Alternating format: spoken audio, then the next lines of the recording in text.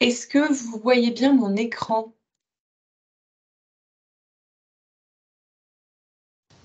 Non. Tout à fait. Non, vous le voyez oui, si, c'est bon? Moi, je le vois. OK. C'est bon. Bon, bah, super. Dans ce cas, on va pouvoir commencer. Donc, je vous remercie donc comme je vous le disais d'être présent pour, cette dernière session, liée, au parcours, vêtements de travail et EPI de la mission achats publics circulaires et environnementaux. Aujourd'hui, je vais représenter, rapidement la mission achat circulaire, même si elle touche à sa fin, puisqu'elle va quand même continuer d'exister, puisque de nombreux livrables ont été élaborés. Il nous reste des webinaires à visualiser et cetera. Notre juriste Laurent Marsal présentera la charte d'engagement qui est à votre disposition, pour intégrer de l'économie circulaire dans vos marchés. Monsieur Bruno Frel de l'AFNOR, qui a animé le parcours vêtements de travail et EPI, fera un retour sur ce parcours. Et ensuite, je vous présenterai brièvement la boîte à outils que nous avons élaborée pour ce parcours.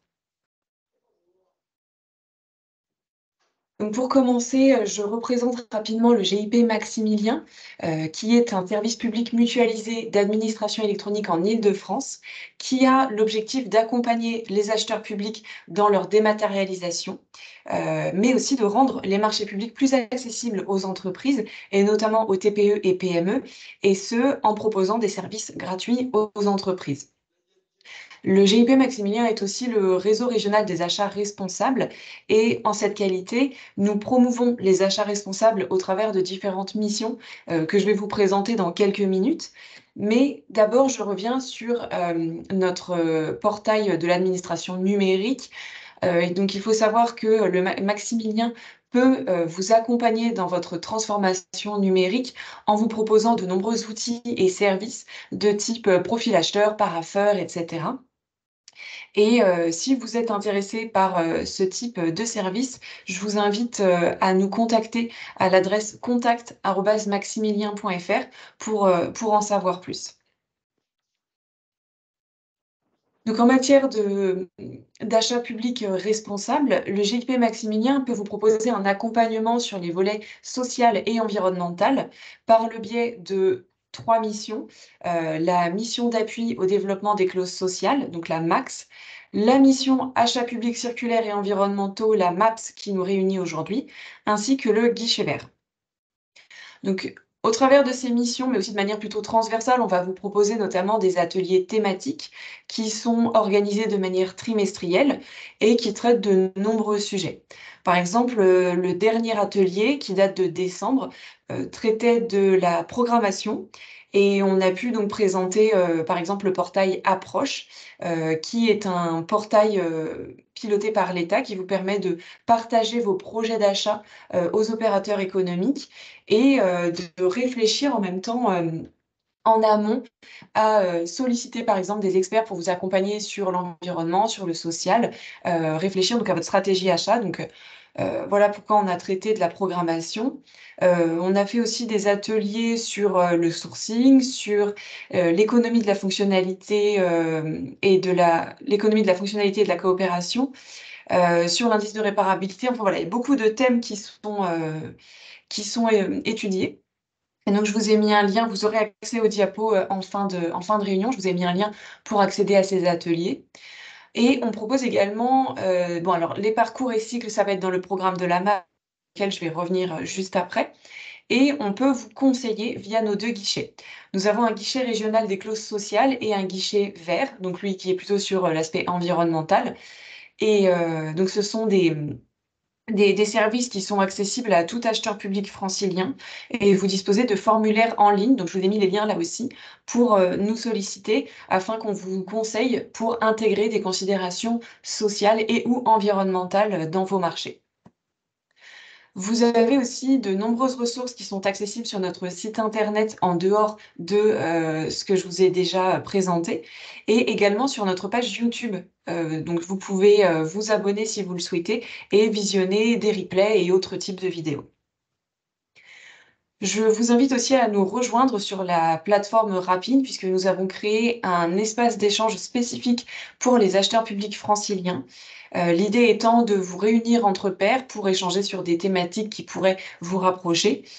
Pour celles et ceux qui ne seraient pas familiers avec la plateforme Rapide, c'est une plateforme qui est pilotée par le Commissariat général au développement durable du ministère de la Transition écologique, où vous avez d'une part un côté forum, on va dire, où vous pouvez poser vos questions, répondre aux questions de vos pairs, donc acheteurs, juristes, etc.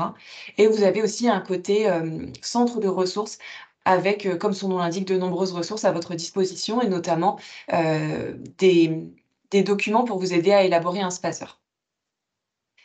Pour finir, le GIP Maximilien publie une lettre d'information qui est elle aussi trimestrielle. Si vous souhaitez la recevoir, je vous invite à nous contacter, à nous envoyer un petit mail à l'adresse qui est en bas de la diapo, donc achat responsable au pluriel, @maximilien.fr.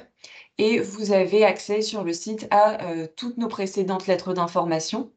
La dernière est parue ce lundi et je vous invite à aller la voir étant donné que vous pouvez y retrouver l'agenda pour le mois de janvier. Donc, la mission achats publics circulaires et environnementaux qui nous réunit aujourd'hui avait pour objectif de faire de l'Île-de-France un territoire exemplaire en matière d'achat responsable en vous proposant un programme qui vient répondre à vos besoins en matière d'environnement et d'économie circulaire. Donc l'idée de la MAPS, c'est de vous apporter des connaissances et de co-construire avec les experts comme Bruno Frel qui est présent aujourd'hui, co-construire des outils qui vous seront utiles pour mettre en œuvre une commande publique qui sera circulaire.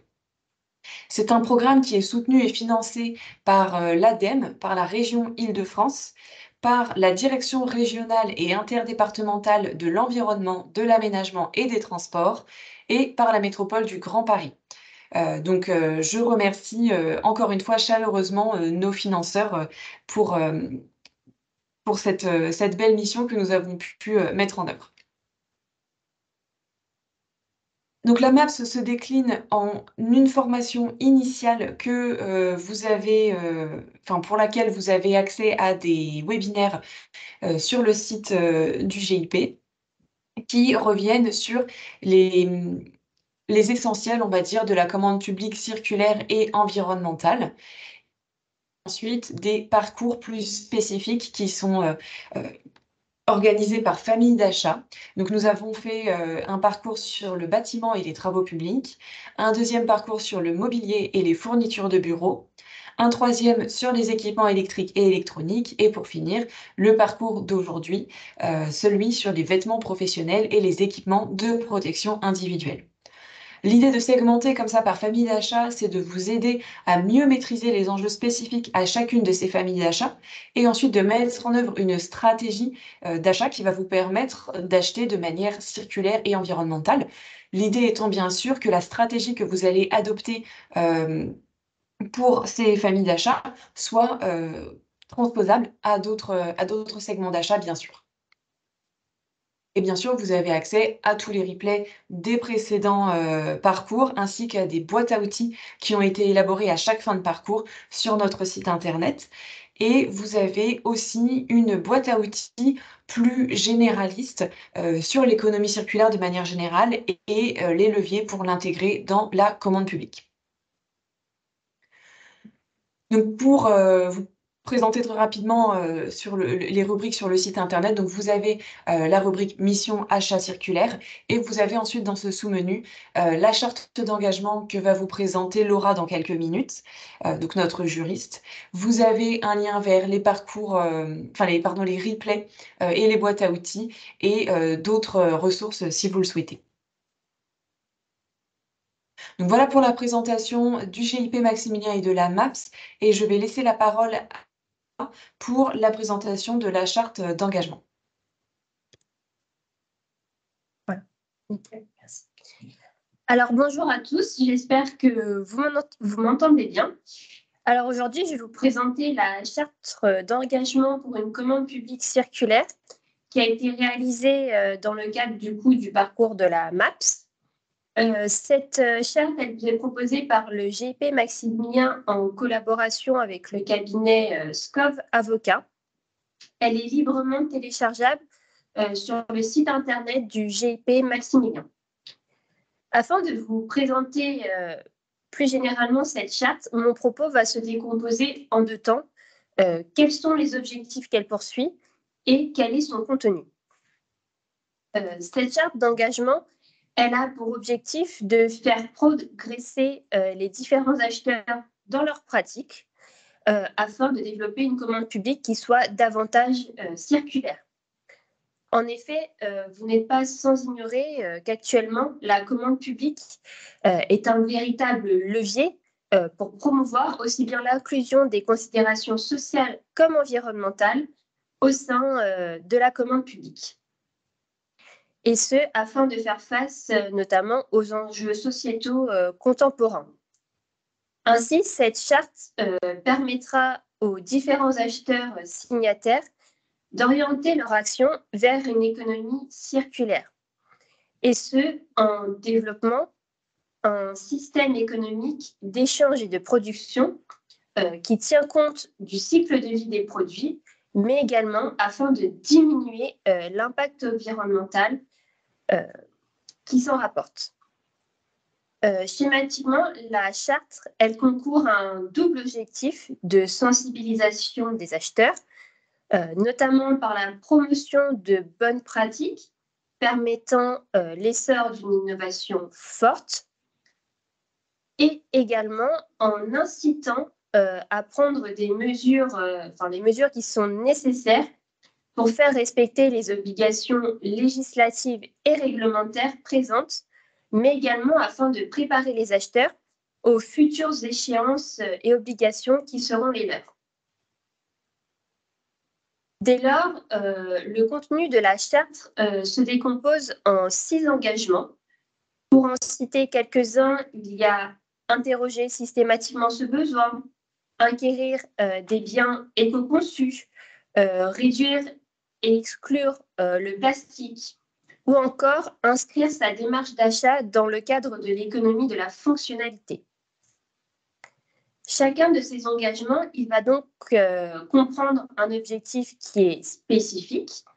De plus, certains engagements comportent une décomposition en 3 niveaux, selon la volonté, mais également la maturité de l'acheteur afin de développer l'économie circulaire au sein de ses achats.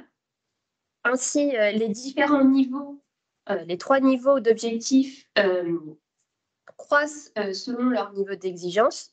Le premier niveau, apprenti, pour lequel 30% des contrats passés au sein de l'entité achetrice devront comprendre des éléments en faveur de l'économie circulaire d'ici 2025. Cette proportion passe à 55% pour le second niveau dit expérimenté et enfin pour le troisième niveau dit expert pionnier, ce pourcentage passe à 75% des contrats. Toutefois, si un engagement ne comprend pas de décomposition spécifique en 3 niveaux, c'est que l'engagement est commun pour tous les acheteurs. Plus généralement, ces 6 engagements, ils vont concourir à un triple prisme commun, qui est ceux de garantir une bonne gestion des deniers publics, de prendre en compte les éléments sociaux dans leur globalité et également de prendre en compte les considérations corollaires que sont la santé et la sécurité au sein de la commande publique. Afin d'aider les acheteurs signataires dans la mise en œuvre de cette charte, qui n'a pas de valeur contraignante, nous proposons également un suivi de la mise en œuvre des différents engagements. Cela peut passer notamment par la nomination d'un référent marché économie circulaire, par une communication sur cette charte, aussi bien en interne mais également en externe de vos services, ou encore par la réalisation d'un bilan annuel. Enfin, cette charte se termine par un lexique qui vous permettra d'appréhender plus globalement les différents termes qui permettent d'appréhender la matière de l'économie circulaire. Ainsi, on peut espérer qu'au terme de ce parcours de la maths, vous allez continuer à vous saisir de cette charte d'engagement afin de pouvoir développer une commande publique davantage circulaire. Merci beaucoup, Laura. Donc, sans plus attendre, je propose à Bruno de nous faire un retour sur le parcours vêtements de travail et EPI. Merci. Et je vous laisse probablement partager votre écran. Exactement.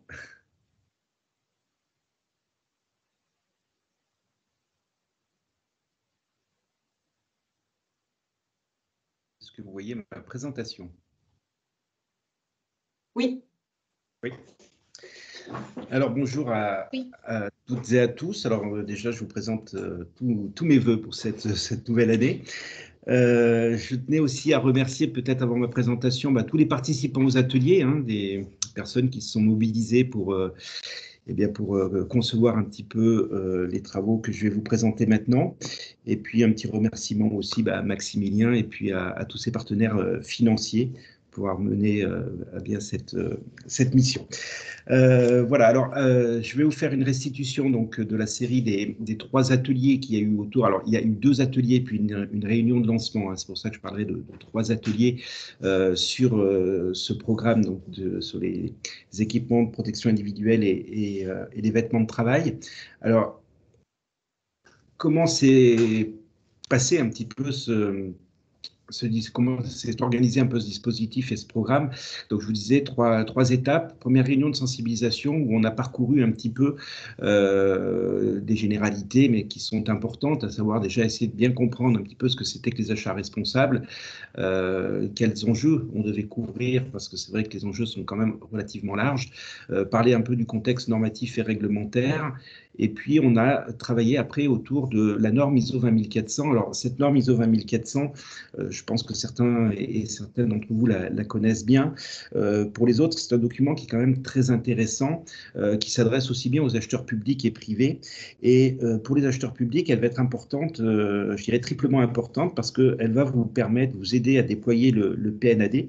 Elle va vous permettre également de structurer un spazer pour ceux qui sont soumis à la construction de ce spazer, un spazer plutôt opérationnel, puisque la norme est quand même relativement opérationnelle, et puis de répondre aussi aux exigences du label Relations fournisseurs et achats responsables qui est porté par la médiation interentreprise, tout simplement parce que il faut savoir qu'il y a eu une convergence de ces 2 référentiels en 2017 quand la norme est sortie. Aujourd'hui, c'est à travers les recommandations de la norme que l'on va analyser ainsi une organisation a bien mis en œuvre une démarche d'achat responsable structurée dans le cadre de l'obtention de ce label. Donc, on a basé un petit peu nos travaux autour de cette norme, ça c'est important. Donc, vous voyez que sur le premier atelier, on a déjà regardé un petit peu tous les éléments nécessaires à la construction d'une stratégie d'achat qui soit relativement pertinente au regard des enjeux de la famille d'achat. Donc, la construction de cette stratégie d'achat passe par 4 étapes essentielles qui sont d'abord l'analyse du besoin, notamment on parlera à ce niveau-là des notions de juste besoin, mais aussi d'une approche fonctionnelle du besoin. L'analyse du marché aussi pour regarder justement ce que propose le marché, ce que proposent les fournisseurs comme alternative pour répondre, je dirais, le mieux possible aux besoins. Ensuite, une analyse des risques quand on a déterminé quelles sont les différentes alternatives, justement, est important de regarder quels sont les risques ou les opportunités. Alors, c'est vrai que quand on parle d'achat responsable, on parle beaucoup de risques, mais on parle aussi d'opportunités. La norme ISO 20400 a délibérément pris l'orientation d'une approche par les risques et on peut tout à fait admettre que ne pas capter les opportunités qui pourraient se présenter sur un marché, c'est quelque part s'exposer à certains risques. Donc, vous voyez que le lien entre les risques et les opportunités peut être fait aussi de cette façon-là. Et enfin, un arbitrage, bien sûr, des coûts par une analyse des coûts en approche du cycle de vie, pour voir si effectivement la solution retenue retenus et financièrement viables, puisque les achats responsables, c'est aussi des achats qui sont financièrement responsables, sinon on n'irait pas loin et ce ne serait pas forcément très pérenne dans les organisations si les achats responsables devaient coûter bien plus cher. Donc ça, c'était le premier atelier. Donc on a surtout cherché à regarder un petit peu ce besoin, ces analyses de marché, ces risques. Et une fois qu'on a justement évalué ces risques, eh bien, dans le deuxième atelier, on s'est efforcé de reprendre un petit peu ces risques et de regarder justement quels leviers on pouvait avoir pour justement mettre sous contrôle ces risques. Alors quand on parle de mettre des risques sous contrôle, c'est à la fois essayer d'éviter certains risques, et on verra dans le cadre par exemple du textile, on peut avoir de la présence de substances préoccupantes, alors qui ont des impacts sur l'environnement, mais qui auront aussi des répercussions sur la santé, en faisant référence à certains labels qui vont bannir la présence de ces substances qui peuvent être allergènes, cancérigènes, mutagènes ou reprotoxiques. Mais on a aussi des leviers qui ont peut-être un peu moins d'effet, c'est-à-dire quand on n'écartera pas ou on ne supprimera pas un risque, mais on pourra soit en réduire la gravité, soit en réduire la probabilité. Donc l'un dans l'autre, on arrivera à en baisser un petit peu la criticité, donc à essayer d'atténuer un petit peu le risque le plus possible. Donc, dans ce deuxième atelier, on a repris chacun des enjeux importants qu'on avait pu détecter en premier atelier pour justement regarder quels pouvaient être les leviers utilisés, surtout les leviers de la commande publique, à savoir dans la construction du cahier des charges, quelles spécifications techniques on pouvait intégrer, quelles conditions d'exécution on aurait pu intégrer également, voir également sur la mieux-disance, sur les critères d'attribution, quels étaient les critères qui pouvaient être mesurables, opposables, pour pouvoir justement aller vers de la mieux-disance, et puis de regarder s'il pouvait y avoir de la sélection des entreprises, et regarder aussi les clauses contractuelles qui pouvaient avoir un intérêt. L'objectif, bien sûr, de l'ensemble de ce dispositif, de ce programme, c'est d'alimenter justement la boîte à outils qui a été créée par le GIP Maximilien pour pouvoir vous donner dans l'avenir des outils opérationnels pour travailler sur ces marchés. Alors, ce qui est très, très important, là, on traite d'un sujet particulier, qui sont les EPI et le textile. Il faut savoir que l'approche qu'on a utilisée, elle est déclinable à tous les segments d'achat. Vous pourrez vous inspirer sur d'autres segments d'achat des travaux qu'on a pu partager là, dans le cadre de ce programme. On l'a fait sur 4 marchés, ce que nous présentait Anaïs, mais il y a aujourd'hui, et encore une fois, la possibilité de décliner cette démarche à tous les marchés possibles. Alors, avant de commencer, je voudrais juste rappeler une chose importante. On va parler donc d'un marché, notamment du textile, qui est un marché, vous savez, qui est fortement exposé à des enjeux de responsabilité sociale ou sociétale. Il faut savoir que dans le cadre de ce programme, on s'est focalisé sur l'environnement et sur l'économie circulaire, puisque c'était effectivement je dirais, le thème de ce programme, de ce dispositif qui est mis en place. Par contre, n'omettez pas sur ce type de marché, n'omettez pas les enjeux sociaux, ils sont très très très forts aujourd'hui, notamment au regard des droits humains. On sait aujourd'hui que, par exemple, la majorité des produits qui sont fabriqués en Asie avec du coton qui provient de Chine a pu être produit par l'exploitation de minorités comme les Ouïghours. On a vu là récemment dans la presse également une PME française qui fabriquait des EPI et notamment des gants de protection qui sont aujourd'hui accusés par certaines ONG d'avoir abusé aussi de réfugiés, de prisonniers politiques chinois pour la fabrication de ces produits. Donc il faut être assez vigilant. On n'en a pas parlé dans le cadre de ce programme puisqu'encore une fois, ce n'était pas du tout le sujet. Mais si vous devez conduire un marché, n'oubliez pas aussi de traiter ces aspects-là, sur les conditions de travail, sur la santé-sécurité, c'est des enjeux très importants sur le textile. Voilà. Alors, vous avez des outils, notamment proposés à la fois par le GIP Maximilien, mais vous avez des outils aussi proposés par la direction des achats de l'État, par exemple. Notamment, vous avez un guide qui est très bien fait sur la prise en compte, justement, des droits humains dans la commande publique. Donc, n'oubliez pas de vous référer aussi à ces guides-là.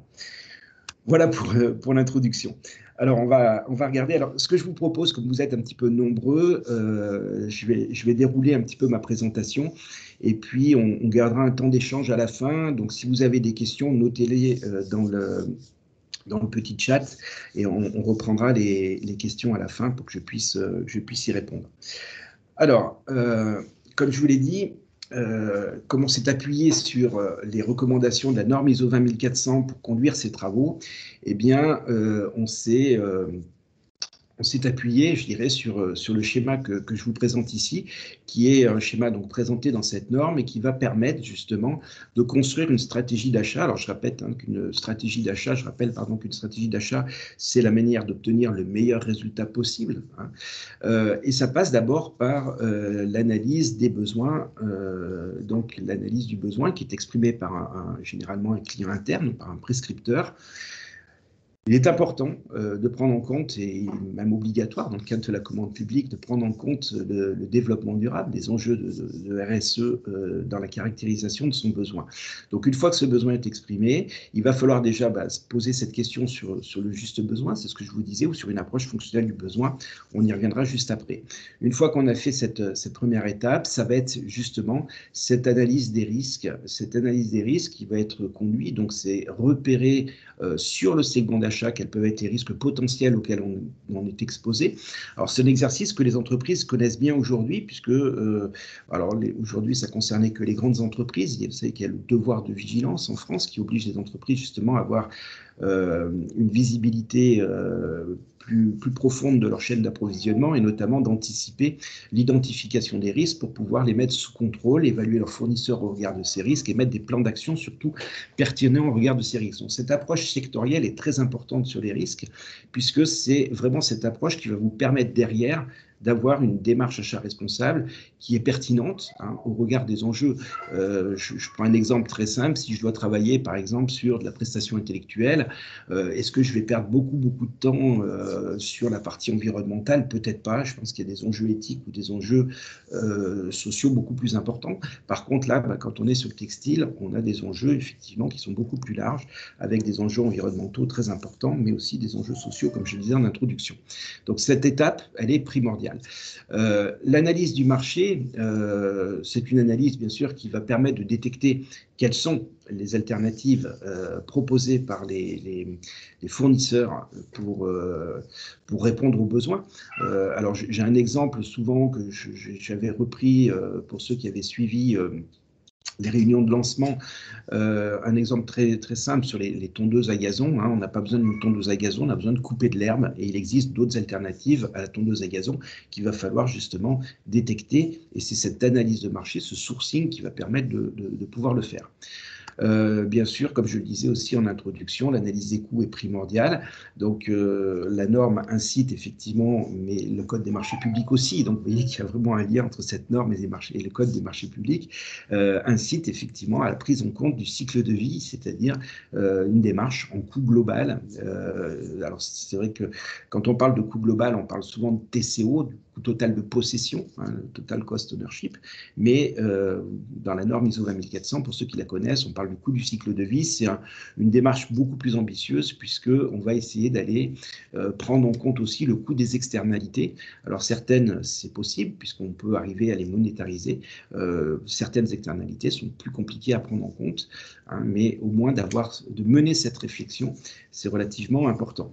Donc, première étape, c'était de bien comprendre un petit peu ce dispositif. Alors, pour répondre un petit peu à toutes ces questions et arriver à réaliser ces analyses, tous les acheteurs ne sont pas experts de tous les sujets. Par contre, on peut et on doit, c'est une des recommandations de la norme, et c'est un point sur lequel on s'est beaucoup arrêté dans le cadre de ces ateliers, il est très important aujourd'hui d'identifier les parties prenantes, internes ou externes, qu'on va pouvoir associer à cette réflexion, à cette démarche, parce que ces parties prenantes, elles peuvent avoir des expériences, de l'expertise, elles peuvent avoir une certaine influence sur une certaine connaissance donc, des acteurs. Et donc, toutes ces parties prenantes vont contribuer à cette réflexion globale.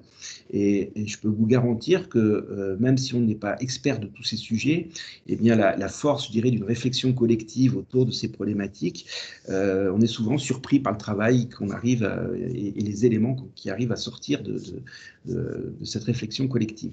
Alors, justement, au niveau donc, de la mobilisation des parties prenantes, ce qu'on a pu rappeler dans l'ensemble des ateliers, notamment dans cet atelier sur les EPI et le textile, c'est que toutes les parties prenantes, bien sûr, ne sont pas mobilisées de la même façon dans ces projets.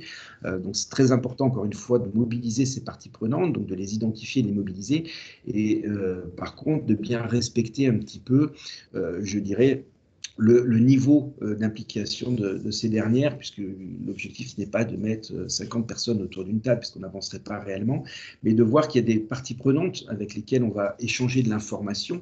Hein, on a besoin simplement voilà, de dialoguer, de leur expliquer peut-être un petit peu les ambitions qu'on a dans le cadre de ce marché et peut-être les actions que ces parties prenantes devront peut-être réaliser dans le cadre du déploiement après, du marché.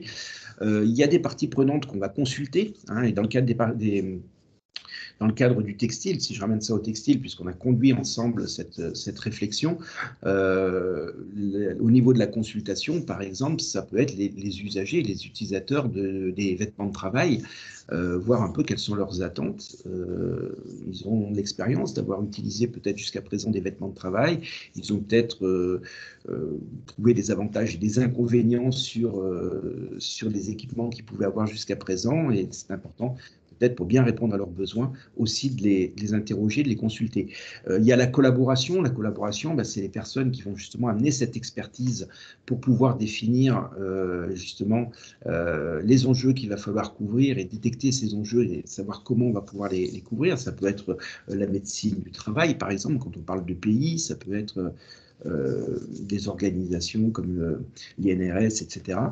Et puis, il y a l'intégration. Donc, l'intégration, ça, ce sont toutes les parties prenantes qui prennent part aux décisions. Donc, en règle générale, il y a l'acheteur, il y a le client interne, parfois les directions financières, les directions juridiques qui pourraient bloquer une décision si effectivement il y avait un problème. Voilà, donc on avait fait cet exercice pendant cet atelier où on a essayé de repérer quelles étaient les parties prenantes qu'on pouvait associer pour mener encore une fois toute la réflexion qu'on a vue préalablement pour bien construire sa stratégie d'achat. Alors, ça, c'est un exemple, hein, c'était pour des sièges de bureau, mais c'est ce qui illustrait un petit peu la présentation de tout ça. Après, on a encore une fois décliné ça au niveau du segment d'achat. Mais vous voyez, un client interne, par exemple, pardon, c'est ce qu'on disait. Ah ben non, le client interne, pardon, il est intégré. Le réceptionniste de la commande, lui, c'est de l'échange d'informations. Les salariés et les usagers, ça va être de la consultation. Et le médecin du travail, c'est de la collaboration. On pourrait exactement appliquer ça aux EPI, aux textiles. D'ailleurs, ce sont des parties prenantes qui sont ressorties de notre réflexion.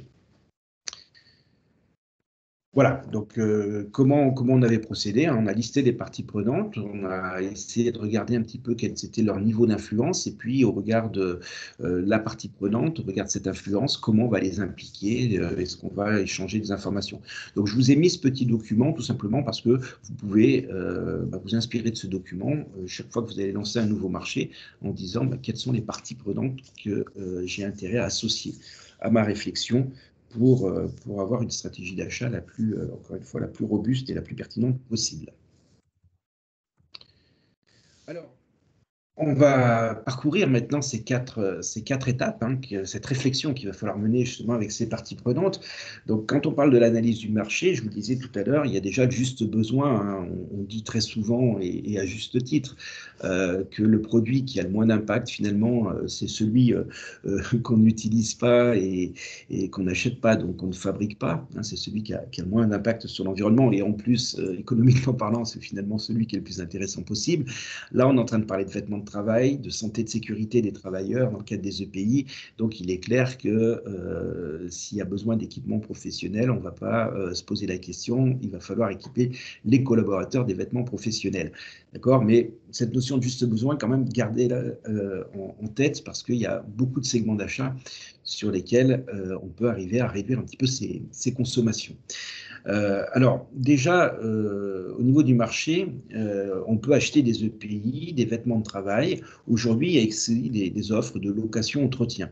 Alors, je dis attention à la réglementation. On verra tout à l'heure qu'il peut y avoir des limites à tout ça. Alors, c'est vrai qu'on est dans un programme inscrit sur l'économie circulaire. Il faut savoir aujourd'hui qu'on peut trouver certains produits d'occasion, de seconde main. Par contre, attention, là aussi, la réglementation réglementation est très stricte, on le verra un petit peu plus loin. Il y a toute une série de produits qu'on ne pourra jamais remettre sur le marché à partir du moment où ils ont été utilisés, même s'ils sont en très très bon état, s'ils ont une utilisation très courte, vous n'aurez pas le droit de réutiliser ces produits, de les céder, de les louer, de les revendre, etc. Donc attention, on a des limites juridiques là à cette notion de seconde vie qui se développe de plus en plus sur pas mal de segments d'achat. Alors, il y a quelques acteurs quand même qui proposent certains produits d'occasion, mais encore une fois, attention, la liste est limitée par la réglementation. On le verra un petit peu plus loin.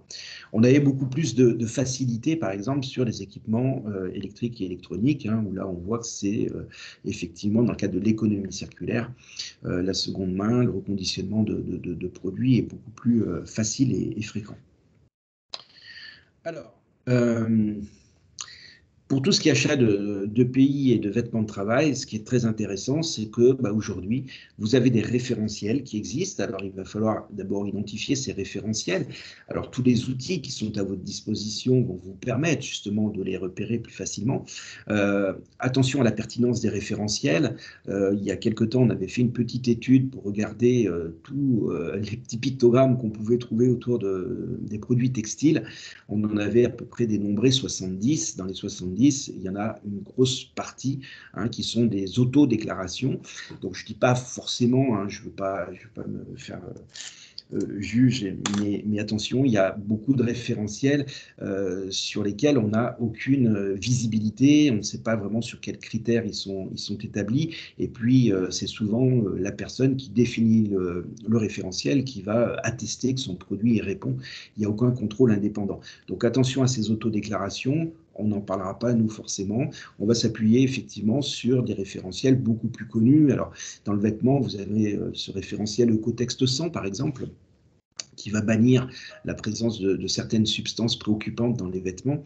L'agriculture biologique, qui va certifier que les fibres qui ont permis de fabriquer le produit ont été effectivement produits de façon plus responsable. Les écolabels, comme l'écolabel européen et autres, le commerce équitable. Enfin voilà, vous avez ici un panel de référentiels sur lesquels vous pourrez vous appuyer. Alors, ça, c'était la première étape sur l'analyse du besoin. Sur l'analyse des risques, maintenant, ce qui est relativement important, c'est qu'il va falloir conduire une... j'ai un petit bug, pardon. Oui, excusez-moi, je vois d'une imprimante. On est bien sur le textile, excusez-moi, je me suis planté de diapo quand j'ai préparé mon support. Donc, on a conduit toute notre réflexion au niveau des risques sur le cycle de vie. Vous savez qu'il y a 5 grandes étapes sur le cycle de vie. Il y a bien sûr au départ tout ce qui va être production des matières premières ou fabrication des matières premières quand on est sur des fibres synthétiques. Il va y avoir donc toute la phase de fabrication derrière, donc la confection du vêtement, mais on verra juste après que le cycle de vie du vêtement est un peu plus complexe que ce schéma classique qu'on connaît, même si on retrouve quand même ces 5 grandes étapes. Ensuite, vous allez avoir tout ce qui est distribution, livraison, transport, conditionnement, qui vont être dans cette troisième étape du cycle de vie. Ensuite, ça va être l'usage, l'utilisation des produits, et puis la gestion des produits en fin de vie. D'accord ? Donc, à chaque fois, on a conduit cette réflexion. Alors, cette approche en cycle de vie va nous permettre tout simplement d'avoir une vision assez exhaustive des enjeux et des risques à différentes étapes et d'éviter ce qu'on appelle les transferts de pollution. C'est-à-dire qu'il y a des fois, on peut améliorer les choses à un endroit, sauf qu'on risque d'impacter une étape peut-être un petit peu plus, de façon un peu plus importante par la suite. D'accord ? Donc, il va falloir faire attention à ça. Je peux vous donner un exemple sur certains produits, par exemple, des produits alors, qui seraient faits, par exemple, je cherche un exemple qui soit pertinent au regard du textile. Bon, je vais vous en donner un autre qui est dans le cadre du commerce équitable, parce que je cherchais par rapport au commerce équitable, mais et on va basculer un petit peu, juste 2 secondes, entre parenthèses, dans le domaine alimentaire. Regardez un peu ce qui s'est passé, par exemple, avec la quinoa. La quinoa était une céréale dont on ne connaissait absolument pas l'existence en France, ou très peu connaissaient l'existence, il y a une dizaine d'années de ça. Le commerce équitable est apparu sur le marché français à l'époque, quand on a commencé finalement à parler de commerce équitable. Et ce qui s'est passé à l'époque, c'est que cette céréale qui poussait euh, souvent en Amérique du Sud, eh bien, beaucoup de producteurs se sont mis à produire et à alimenter justement ce secteur du commerce équitable, parce que ça leur permettait d'avoir un revenu beaucoup plus décent. Et la demande a été telle que finalement, la quinoa, qui était un aliment de base en Amérique du Sud, a commencé à se raréfier sur les marchés. Donc le cours de la quinoa est monté, ce qui fait que les populations locales avaient du mal finalement à acquérir ce quinoa, parce que d'abord il se raréfiait et le prix montait. Hein, tout ça pour alimenter effectivement le marché du commerce équitable. Donc vous voyez, d'un côté, ça part d'une bonne intention, hein, de vouloir effectivement apporter des revenus décents aux agriculteurs, mais ça peut avoir un impact sur la population locale si c'est mal maîtrisé. Alors aujourd'hui, le cahier des charges du commerce équitable a pris en compte ces problématiques et oblige effectivement les producteurs à avoir une culture vivrière, donc d'assurer malgré tout une production pour satisfaire les populations locales. Mais c'est vrai que quand vous avez au départ tous les agriculteurs qui se sont orientés vers la quinoa, ça a raréfié aussi les autres denrées, enfin les autres produits. Donc ça a été un peu compliqué. Donc cette approche en cycle de vie, elle a cet avantage de voir, de bien repérer les risques et de se dire, mais si je fais quelque chose à cet endroit-là, est-ce que ça n'aura pas une répercussion sur une autre étape du cycle de vie? Alors, comme je vous disais, l'analyse du cycle de vie dans le domaine du textile est beaucoup plus complexe, hein. Vous avez ici un schéma qui le montre, parce que vous pouvez avoir effectivement d'abord tout en haut ici une production qui est liée à l'élevage. Je pense par exemple à la laine. Ça peut être l'agriculture, par exemple avec le coton, mais ça peut être également des fibres synthétiques, de production de fibres synthétiques. Donc ça va être les industries, et notamment les industries chimiques, qui vont se mettre en œuvre par rapport à tout ça. Et donc, il y a une production des fibres, alors déjà qui est complexe en fonction du type de fibre qu'on va prendre au départ. Donc, vous avez des enjeux qui sont forcément très différents en fonction de l'origine, enfin de la nature de la fibre qui va être utilisée. Après, vous avez toutes les étapes de filature, etc., enfin de tissage et autres, d'anoblissement du produit, de la confection. Donc, vous voyez que l'étape de la fabrication du produit, elle est souvent réalisée par des acteurs différents.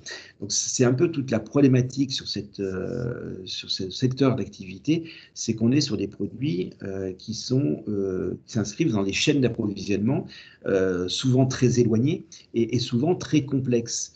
Ce qui nous fait perdre toute la visibilité dans ces chaînes d'approvisionnement, et c'est pour ça qu'on est exposé à des risques vraiment très forts. Voilà, et qu'il va falloir donc être très, très vigilant. Alors, quand on a fait justement cet inventaire, donc là, je vous donne pas l'exhaustivité de nos travaux, puisque on a travaillé au départ un petit peu comme on approche un peu brainstorming, hein, c'est-à-dire qu'on a listé un petit peu tout ce qui nous passait par la tête, et ça, c'est simplement un travail de synthèse des enjeux qui ont été identifiés lors du premier atelier, où on a vu qu'il pouvait y avoir des pressions très fortes sur les ressources naturelles, qu'il pouvait y avoir des pollutions, des atteintes à la biodiversité qui pouvaient être générées dans le cadre de la production de ces matières premières. Dans la phase de fabrication, on voyait qu'il y avait des présences de substances préoccupantes dans les produits, que le textile notamment génère énormément de pollution, que ce soit des eaux, de l'air, du sol, et ça, bien sûr, quasiment toutes les étapes du cycle de vie. Hein, regardez aujourd'hui au Bangladesh, par exemple, hein, qui est un pays relativement impliqué dans la production de textiles au Bangladesh, où vous avez des normes environnementales qui sont déjà pas forcément très contraignantes, mais surtout qui ne sont pas respectées. Eh bien, vous avez des rivières, hein, des rivières, des fleuves qui sont vraiment pollués, et vous avez même des sources, enfin des nappes phréatiques qui sont polluées, et des problèmes justement d'approvisionnement en eau potable, puisque voilà, toutes les eaux ont été polluées par l'industrie du textile. Sur la partie transport, bah, il y a bien sûr de la consommation d'énergie, il y a des pollutions qui sont générées, bien sûr, qui parlent de consommation d'énergie, il dit également gaz à effet de serre, parce que ce sont quand même les effets directs de ces gaz à effet de serre, et puis des emballages qui sont également importants à prendre en compte. Sur l'utilisation, ben, on retrouve cette pression sur les ressources et les pollutions, les gaz à effet de serre qui sont générés plutôt pour les phases d'entretien, hein, puisque l'impact finalement d'un vêtement après sa fabrication ben, reste très important dans les phases d'entretien, puisqu'on va avoir besoin d'énergie, on va avoir besoin d'eau, on va utiliser des produits lessiviels, et aujourd'hui, bah, certains produits lessiviels, je pense à certains produits notamment utilisés dans les blanchisseries industrielles et autres, pour lutter contre certaines... Quand on parle de vêtements de travail, on peut avoir des vêtements souillés par des corps gras, etc., où on aura besoin de solvants industriels, bah, ça aura un impact effectivement, bien sûr sur la santé des collaborateurs, mais aussi sur l'environnement par rapport à tous les rejets des eaux usées. On a parlé aussi que cette pression des ressources pouvait venir par l'obsolescence, la péremption ou la surconsommation de produits. Alors l'obsolescence, on peut avoir effectivement des produits, je pense par exemple aux vêtements de travail qui au bout d'un moment vont être obligés d'être mis au rebut. La péremption, bah, vous savez que la plupart des EPI sont soumis à des dates de péremption, hein. On a des fois l'impression d'avoir encore un produit en bon état, très peu utilisé, mais il a une date de péremption, donc passé cette date de péremption, on n'a plus le droit d'utiliser ce produit. Et il va falloir le détruire. Et puis, la surconsommation, bah, il peut y avoir effectivement, dans le cadre de l'organisation, peut-être une surconsommation, alors soit de produits à usage unique, soit aussi de vêtements de travail qui sont surconsommés parce que peut-être surtout mal entretenu, hein. On peut réduire complètement la durée de vie d'un vêtement de travail. Je pense par exemple aux vêtements de haute visibilité, hein. Si on utilise certains produits qui ne sont pas, enfin qui sont trop, comment dire, qui risquent d'atteindre la qualité intrinsèque du produit, on pourra réduire la durée de vie du produit. Et puis, bien sûr, en fin de vie, bah, ça reste des déchets qui vont générer des pollutions, parce qu'aujourd'hui, même si la plupart des produits textiles pourraient être recyclés, eh bien, on voit que finalement, le taux de produits qui arrivent dans les filières de recyclage reste relativement faible. Et donc là, on a encore un gros travail à exécuter. Voilà, donc ça c'est la synthèse. Vous voyez, on a trouvé 10 grands enjeux déjà à couvrir, hein, ce qui nous a déjà occupé pas mal de temps. Comme je vous le disais, la liste était beaucoup plus exhaustive, hein, au départ, puisque encore une fois, on laissait libre un petit peu tout le monde de s'exprimer là-dessus. On avait une liste, voilà, qu'on a restreint pour pouvoir après travailler sur la recherche un petit peu des leviers. Voilà. Une fois qu'on a identifié ces risques, ce qui est très important, c'est qu'il va falloir les prioriser. Alors, comme je vous le disais, là, je vous en ai présenté une dizaine de risques, hein. On a travaillé sur ces 10 risques. La liste était beaucoup plus importante. Et on n'a pas la possibilité de travailler sur tous les enjeux. Et encore une fois, là, on ne se concentre que sur les enjeux environnementaux. Mais si on prend les enjeux de santé, de sécurité, si on prend en compte aussi tous les enjeux sociaux dans ce secteur d'activité, la liste des enjeux aurait été très, très longue. On sait aujourd'hui que quand on lance un marché, on est aussi pris par le temps. Et puis, c'est intéressant de mettre des exigences, mais derrière, il faut être en capacité de pouvoir vérifier ce qui va se passer. Alors, au moment de l'attribution du marché, ça pourrait rester assez simple, mais souvent, quand on intègre notamment des conditions d'exécution, ça va être dans le suivi de dossier du marché. Et quand vous mettez beaucoup, donc vous demandez aux fournisseurs de s'engager sur pas mal de points, eh bien, pour aller au bout de vos missions, il va falloir contrôler tout ça dans le cadre de l'exécution de dossier, et on sait que du marché, et ça, on sait que c'est un peu plus compliqué. Donc, ce que dit la norme ISO 20400, hein, puisque la norme, elle identifie cette question centrale avec 37 domaines d'action, c'est-à-dire 37 enjeux potentiels dans des achats responsables. On ne peut pas travailler sur tout, donc il va falloir prioriser. Et comment on priorise? Eh bien, tout simplement en essayant de déterminer quel peut être le niveau de criticité d'un risque ou d'un enjeu de développement durable.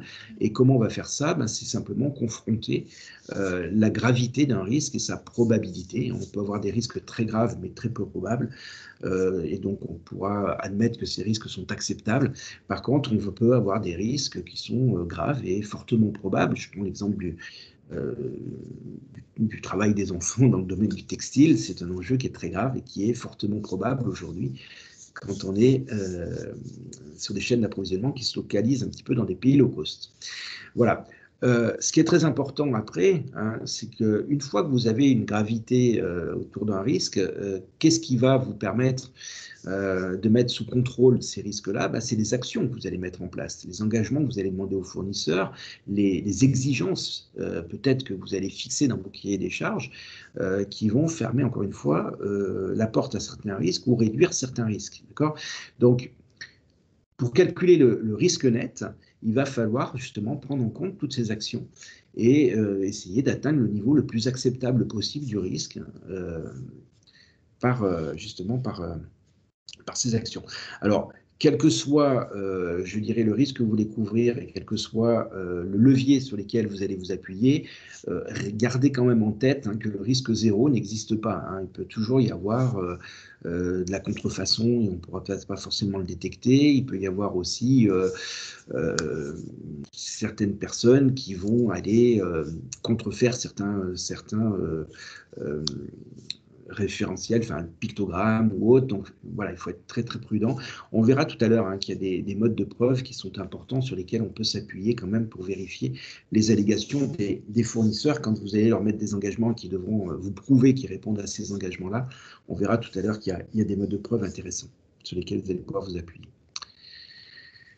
Voilà. Pour en revenir à l'analyse des coûts, c'est ce que je vous disais tout à l'heure, il y a plusieurs échelles dans cette analyse des coûts. On connaissait, alors pendant très longtemps, on a hélas toujours travaillé sur la moins-disance, c'est-à-dire en s'appuyant sur le prix d'achat et on cherchait souvent les produits les moins chers.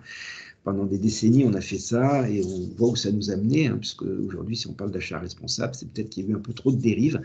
Et donc, ce qui est important de prendre en compte aujourd'hui, c'est le coût total de possession. Alors ça, c'est déjà un avantage très économique pour l'organisation, puisqu'on a plein d'exemples qui démontrent aujourd'hui que de prendre en compte ce coût total de possession peut nous permettre d'investir peut-être des fois un petit peu plus cher dans le produit qu'on va acquérir, parce que ces phases peut-être derrière d'entretien, d'utilisation sont beaucoup plus intéressantes. Donc déjà, si toutes les organisations pouvaient arriver à systématiser, à généraliser la prise en compte du coût total de possession, je pense que non seulement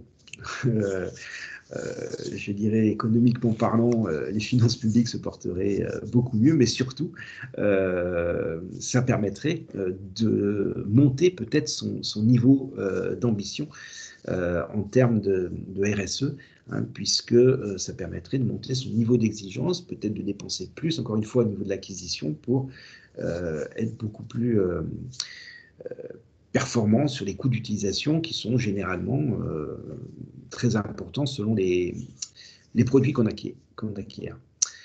Voilà, alors dans la norme, vous voyez qu'on va parler de... Alors, il y a une notion qu'on appelle le coût global élargi. Le coût global élargi, c'est plutôt une notion qui a été développée par les groupes de travail de l'OBSAR, qui est l'Observatoire des achats responsables, où on s'était dit déjà à l'époque, au niveau de l'OBSAR, que voilà, le coût total de possession, c'est bien, mais il y avait des externalités aujourd'hui qu'il fallait qu'on prenne en compte. Et je prends l'exemple du vêtement de travail. Le confort du vêtement de travail, finalement, ça fait partie du coût global. Alors, c'est des fois difficile à le monétariser, mais ça peut avoir effectivement un impact positif pour l'entreprise, parce que si vos collaborateurs ont des vêtements de travail très confortables, eh bien, il y aura peut-être une meilleure productivité, il y aura peut-être moins d'arrêts de travail, etc., etc.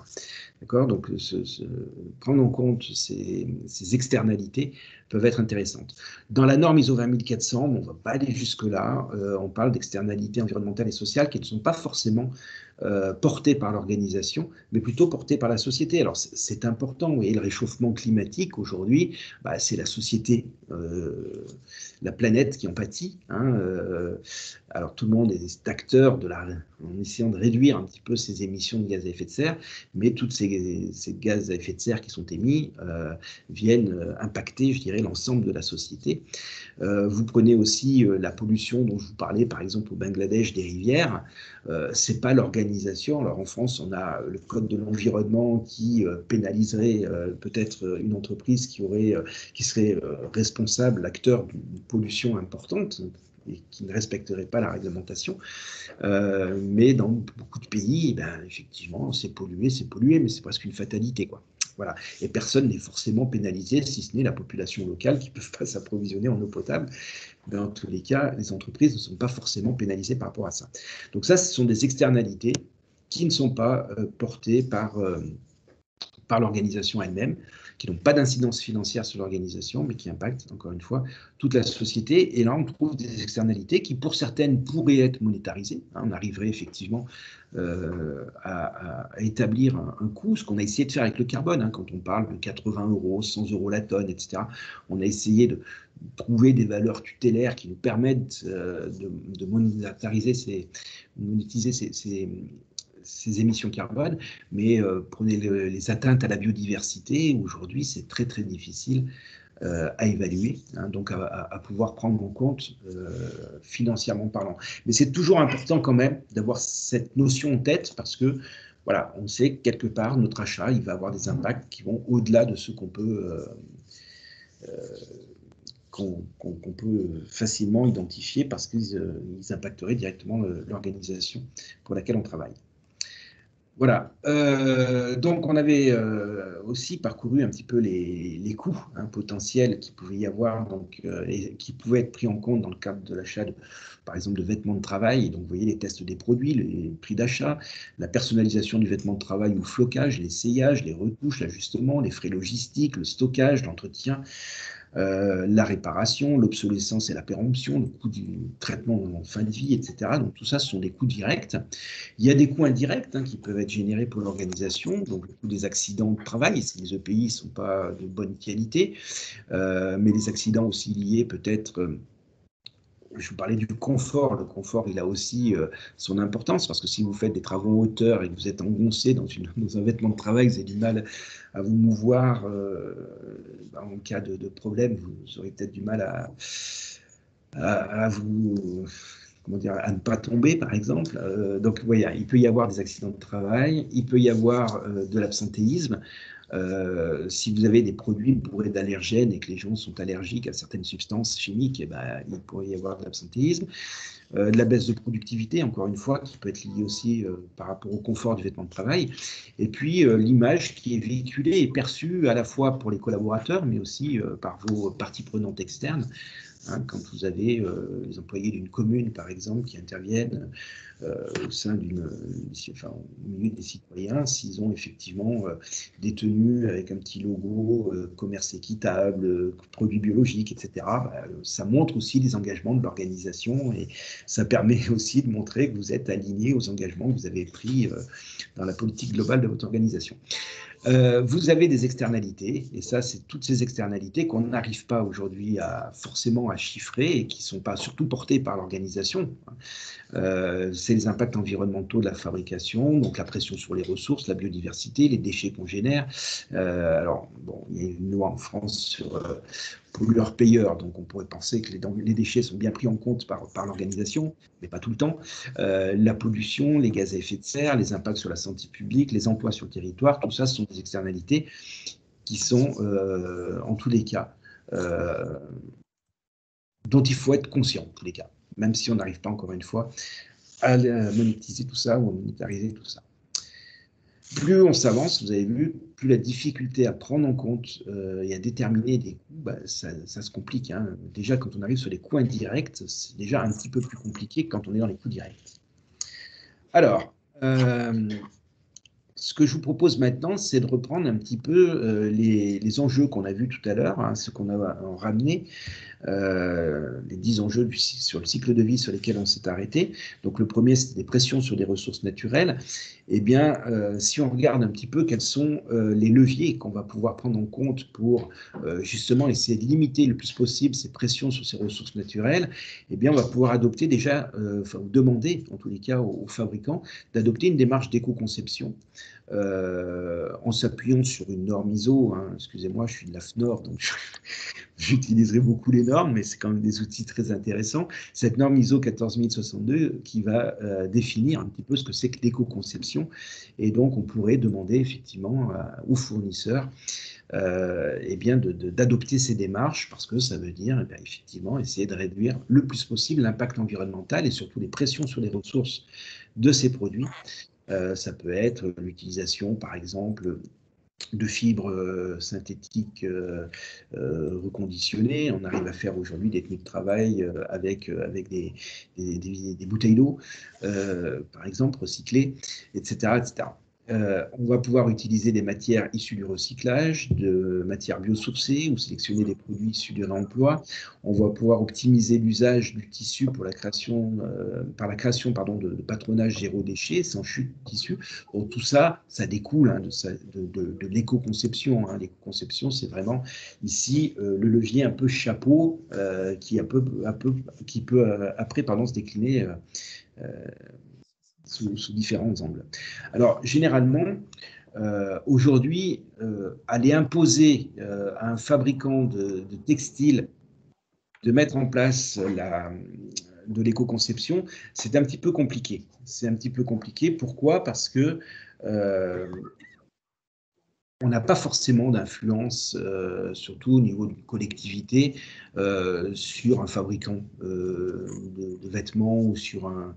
Voilà, c'est difficile. Autant on pourrait avoir de l'influence sur l'entreprise de nettoyage qui va intervenir chez vous et autres. Maintenant, c'est difficile quand on achète pour une cinquantaine de collaborateurs des vêtements de travail. Alors, on peut avoir un cahier des charges strict que devra respecter. Maintenant, la prise en compte de l'éco-conception, c'est vraiment une démarche, surtout si on s'appuie sur la norme ISO 14062, qui est difficile à faire accepter par une organisation parce que ça bouleverse tous ces process de fabrication. Ça peut être un peu compliqué. Donc, on peut s'en servir comme critère d'attribution, c'est-à-dire demander effectivement si le fournisseur, lui, a introduit ces démarches, si aujourd'hui il se pose des questions et s'il prend des mesures pour réduire l'impact global de sa production. Hein, donc ça sera plutôt un critère d'attribution. Le mettre, encore une fois, en condition d'exécution. Pourquoi pas quand on fait faire des vêtements sur mesure et autres. Voilà. Maintenant, je pense aussi aux petites collectivités qui n'ont peut-être pas forcément les moyens de faire du sur-mesure, qui achètent des produits sur catalogue. On peut quand même poser la question de savoir si l'éco-conception a été prise en compte. L'utilisation de matières issues du recyclage, matières biosourcées, alors ça peut être aussi du critère d'attribution. Alors bien sûr, chaque fois qu'on met un critère d'attribution, il va falloir apporter une pondération. Ce qui est très important à avoir dans ces critères d'attribution, souvent on voit dans les organisations, quand je fais moi des audits de fonction achat, je me rends compte en fait que souvent on a dit tiens, chaque fois qu'on va prendre un critère environnemental ou un critère social, on va mettre une pondération à 5, à 7 ou à 10%. Bon, pourquoi pas, mais moi je pense qu'il est très important de regarder quand même le risque qui est en face et l'impact que peut avoir effectivement ce critère sur le risque. Si vous avez un critère, effectivement, vous utilisez un critère d'attribution pour couvrir un risque important, vous avez intérêt à le pondérer le plus possible, hein, surtout si ça peut avoir un effet en plus sur le prix global et vous apporter des garanties. Voilà. Il y a un exemple très simple que j'utilise moi dans les... Oula, excusez-moi, j'ai des chats qui se sont battus. Pardon. Et donc, excusez-moi. J'ai je prends un exemple, moi, souvent dans les formations, c'est les pneumatiques, les achats de pneumatiques. Vous savez que vous avez un indice de consommation sur les pneumatiques, hein, A, B, C, D, E, F, un peu comme vous trouvez dans l'électroménager, quand vous avez la petite étiquette de performance que vous avez. C'est vrai que c'est une étiquette qu'on ne regarde peut-être pas forcément. Mais sachez, par exemple, que bon, moi, j'utilise ça comme exercice sur le coût global, justement. Eh bien, cet indice de performance, il peut avoir un impact énorme sur le prix d'utilisation, puisqu'il va indiquer quelle est la surconsommation du véhicule aux 100 km. Et ça représente des fois, vous voyez, une lettre E, c'est 0,45 litres de plus aux 100 km. Et quand on regarde le prix du carburant et qu'on s'appuie sur une durée moyenne d'un pneumatique de 50 000 km, on s'aperçoit que l'économie engendrée en achetant un pneu A plutôt qu'un pneu E, il autofinance largement les pneus. Hein. Donc, vous voyez que ce critère d'attribution, si je devais utiliser ça en critère d'attribution, hein, que je ne souhaite pas le mettre en spécification technique, moi, ce que je vous conseillerais plutôt, mais si vous voulez le mettre en critère d'attribution, si vous mettez une note de 5% là-dessus, eh bien, vous aurez un pneu pas cher, qui aura un très mauvais coefficient de roulement et qui vous coûtera une fortune derrière. Donc, vous voyez, n'hésitez pas à monter les pondérations quand ça en vaut la peine. C'est pour ça que j'insiste beaucoup sur la pondération. Voilà, donc je disais l'utilisation de matières issues du recyclage, matières biosourcées ou sélection de produits issus des réemplois. Ça peut être des critères d'attribution pondérée, ça peut être des spécifications techniques hein, aujourd'hui, puisqu'on trouve déjà des fabricants qui utilisent des matériaux biosourcés, des matériaux issus du recyclage ou du réemploi. Ça peut être aussi l'évolution de votre besoin, c'est-à-dire qu'aujourd'hui, vous avez peut-être besoin d'un produit en fibres synthétiques recyclées, par exemple. Hein. Vous pourriez déterminer ça dans l'objet de votre marché. Vous n'avez pas besoin d'un vêtement de travail, mais vous avez besoin d'un vêtement de travail en fibres recyclées, par exemple. Donc, vous voyez qu'on peut faire évoluer le besoin, on peut mettre des spécifications techniques. L'idéal, le mieux, si on suit en plus les doctrines de l'État, c'est de prendre une spécification technique complétée par un critère d'attribution pondéré. Tout ça sera son intérêt.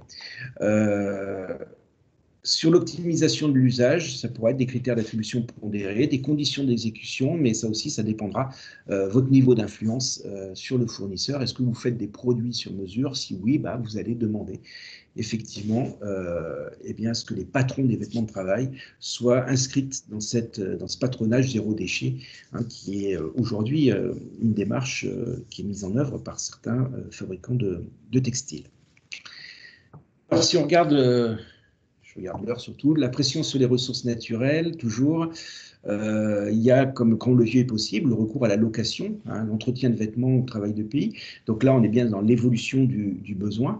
D'accord. Donc aujourd'hui, on voit qu'il existe des offres hein, là-dessus. Alors, attention pour les EPI, hein, c'est ce que je vous disais au niveau de la réglementation, on ne peut pas louer certains EPI.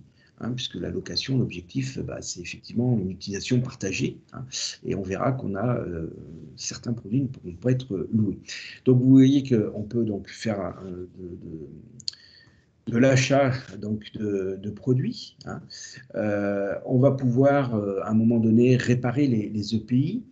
Certains prestataires vont collecter ces EPI chez vous. Ils vont mettre en place aussi la possibilité, par exemple, d'entretenir les vêtements de travail en s'appuyant, par exemple, sur des ESAT. Ça, c'est un exemple hein, de l'offre de EPI Durable, hein, qui est une entreprise, un distributeur d'EPI, qui vous propose voilà, de travailler en location sur les EPI. S'appuie encore une fois sur de la réparation, sur de l'entretien, et ils font travailler donc des entreprises d'économie sociale et solidaire.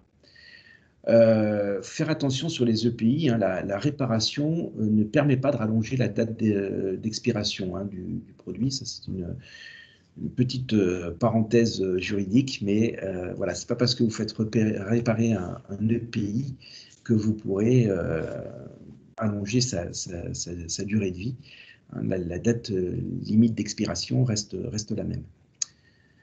Alors, je vous disais tout à l'heure, qu'est-ce que dit la loi? C'est qu'aujourd'hui, on n'a pas le droit d'exposer, de mettre en vente, de vendre, d'importer, de louer ou de mettre à disposition, de céder également des équipements à usage unique, des équipements dont la date de péremption ou la durée d'utilisation est dépassée, des équipements qui auraient subi un dommage quelconque, même réparé, des casques de protection de la tête contre le choc mécanique, même s'il a été très peu utilisé, qu'il n'y a jamais eu de choc, etc., vous n'avez pas le droit de le faire.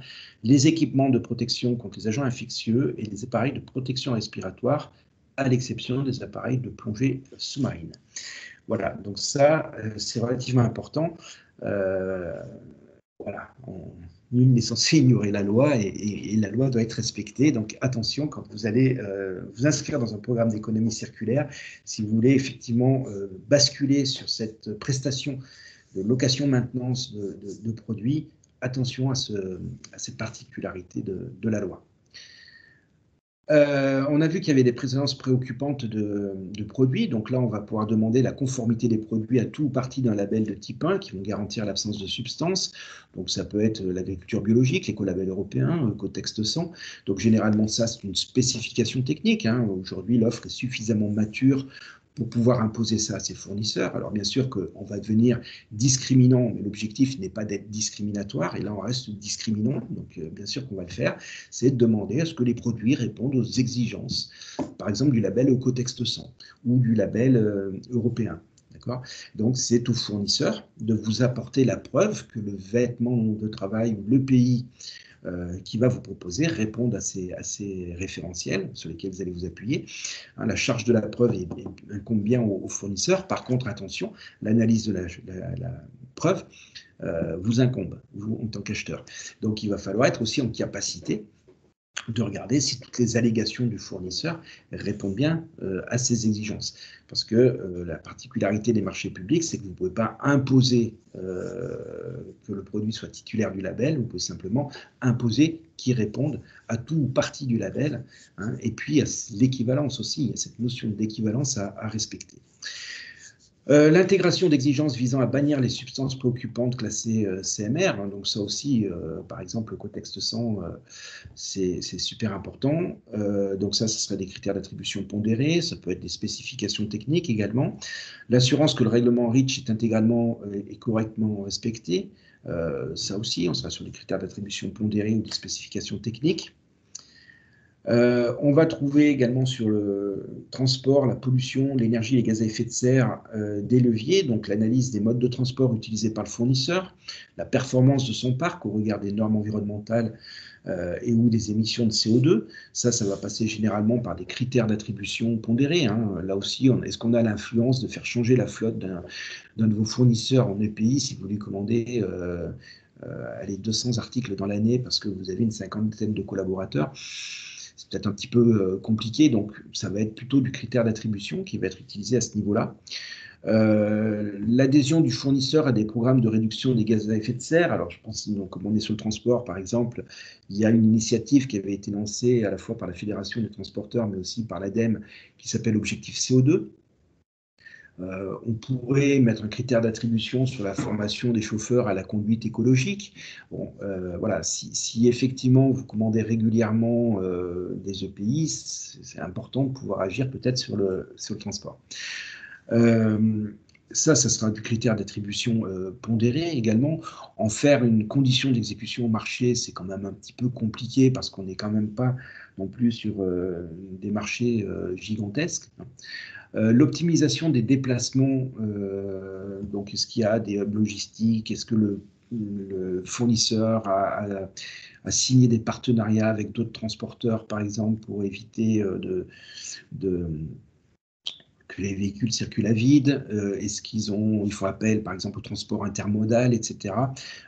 Tout ça, ça peut être des éléments qui sont pris en compte, là aussi, dans des critères d'attribution pondérés, ou alors dans des conditions d'exécution, mais conditions d'exécution, encore une fois, ça nécessite d'avoir un peu d'influence sur son fournisseur, donc quelque part, d'avoir un marché qui soit proportionné pour le faire.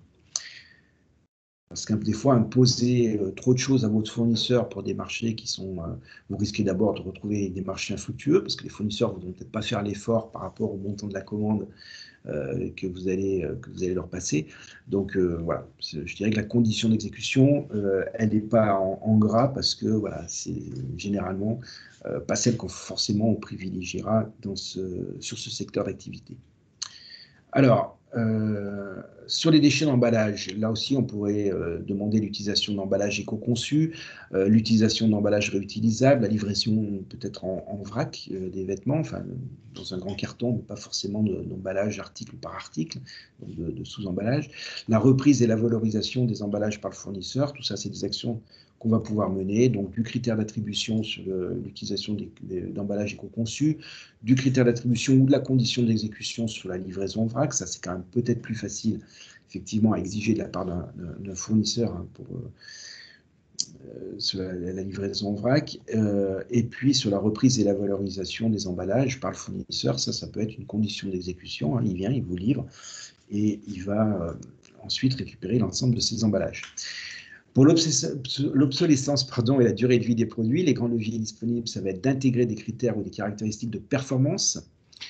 Donc, je vous ai mis quelques exemples, hein, la stabilité dimensionnelle, la solidité du coloris, la résistance à la traction, à la déchirure, à l'abrasion, hein, mais la liste est assez longue. On va pouvoir intégrer des seuils de performance minimum également spécifiques selon les usages attendus du vêtement. Donc on aura encore une fois une approche beaucoup plus fonctionnelle, intégrer des éléments techniques spécifiques pour mesurer la qualité de la confection et la valeur intrinsèque d'un vêtement. Donc ça peut être le nombre de points au centimètre des coutures, ça peut être la présence ou pas de double surpiqûre à l'entrejambe, des renforcements des points soumis à tension, etc. Enfin, voilà, si on regarde un petit peu de près. Alors on trouve pas mal hein, de guides qui vous permettront aussi de bien définir vos besoins par rapport à ça. Et puis la conformité de vêtements à tout ou partie d'un label de type 1. Hein. Les labels que je vous ai montrés tout à l'heure reprennent, bien sûr, et je pense à l'écolabel européen, reprennent des exigences en termes de qualité du produit, puisque un produit qui dure, c'est un produit qui est quand même plus responsable qu'un produit qui ne dure pas. Donc, le critère d'attribution pondéré spécifique, des critères d'attribution pondérés et des spécifications techniques, là également. Sur l'intégration, donc, ça va être là aussi des critères d'attribution pondérés ou des spécifications techniques ou des conditions d'exécution si on fait fabriquer le vêtement sur mesure. Hein, ça dépend encore une fois de votre besoin et de votre influence sur le fournisseur. Et la conformité, c'est généralement des spécifications techniques qui sont, on s'appuie sur la référence d'un référentiel, d'un écolabel. Sur la fin de vie, les grands leviers disponibles, ça va être la reprise, la valorisation ou le traitement des vêtements ou des EPI par le fournisseur avec une demande de traçabilité, hein, puisque vous restez quand même responsable un petit peu de vos déchets. Donc, si vous confiez ça à un prestataire externe ou au fournisseur, il va falloir aussi que lui, il puisse tracer un petit peu les produits qu'il a pris en charge pour les gérer à votre place. Hein, donc, c'est important. La transmission des vêtements en fin de vie à des structures agréées de réemploi et de réutilisation. Vous en trouvez beaucoup dans le secteur de l'économie sociale et solidaire, bien sûr, tout en préservant ces règles de cession ou de revente hein, dont on a parlé tout à l'heure. Le réemploi au sein même de la structure propriétaire des vêtements, selon les besoins et les caractéristiques des vêtements. Hein, on peut très bien penser qu'un vêtement de haute visibilité, par exemple, qui arrive en fin de vie, donc où cette visibilité s'est atténuée, alors on pourrait changer les bandes hein, dans le cadre aussi, mais on pourrait peut-être nettoyer le vêtement et puis le confier à une personne qui est moins exposée à ce risque de visibilité parce qu'il va travailler dans un entrepôt qui est complètement éclairé mais qui est peut-être mal chauffé et qui a besoin d'un vêtement de travail chaud. Voilà. Donc on pourrait orienter le produit effectivement vers un autre usage. Alors les conditions d'exécution hein, pour la reprise et la valorisation. Et pour les autres, là, c'est pas vraiment au niveau du fournisseur, hein, puisque c'est quelque part des démarches que vous allez prendre, vous, post-marché.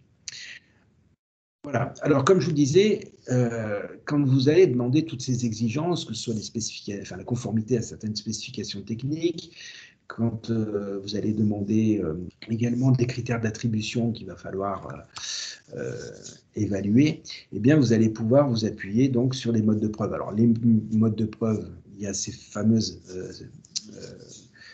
ces fameux référentiels, ces labels de type 1, hein, je vous explique, je vous rappelle qu'il existe plusieurs types de labels. Le label de type 1, c'est un label qui est généralement reconnu par la commande publique, sur lequel on va pouvoir s'appuyer. Les particularités de ces labels, c'est qu'ils ont été élaborés par une expertise technique de façon dans des commissions normatives, hein, donc avec des décisions collégiales, avec une représentation des différents acteurs du marché, et surtout ce sont des organismes indépendants qui sont accrédités, qui vont effectivement garantir que le produit qu'on vous propose est bien conforme à l'ensemble des exigences du référentiel concerné. Voilà. Alors, encore une fois, attention, il y a des référentiels qui sont multicritères, hein, et la plupart du temps, c'est un petit peu le cas. Je pense à l'exemple de l'écolabel européen. C'est des critères qui peuvent répondre à toutes les étapes du cycle de vie.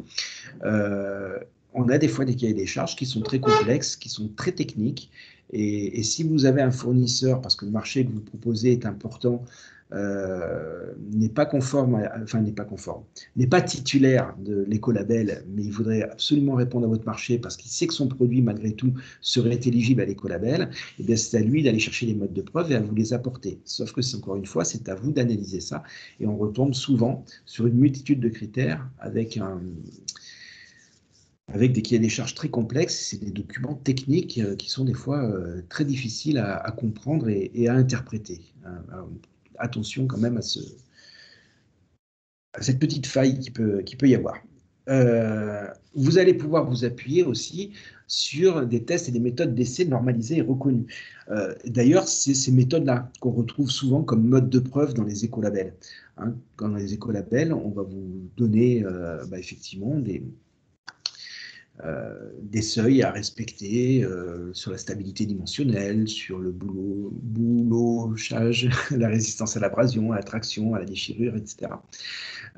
Donc ces critères-là, vous allez voir par exemple sur la résistance à l'abrasion, vous voyez qu'il y a des cycles par exemple qui sont imposés, etc. Ça, c'est des organismes indépendants, hein, des centres techniques industriels qui vont pouvoir faire cette analyse.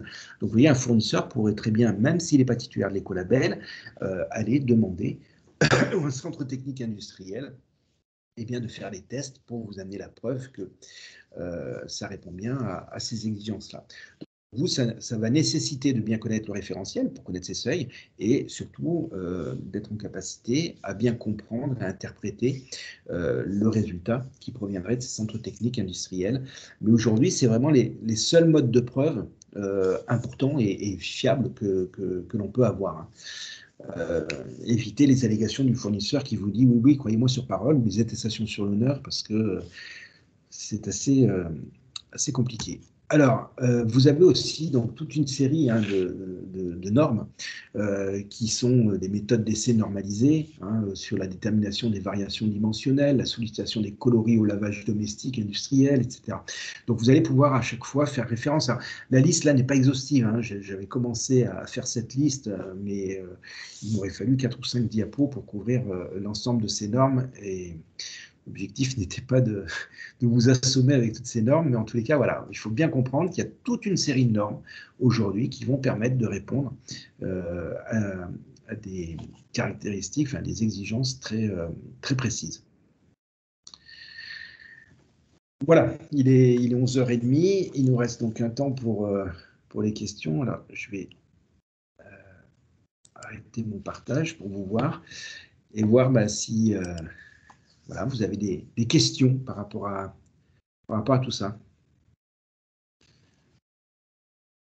Oui, effectivement, Bruno, il y a quelques questions dans le chat.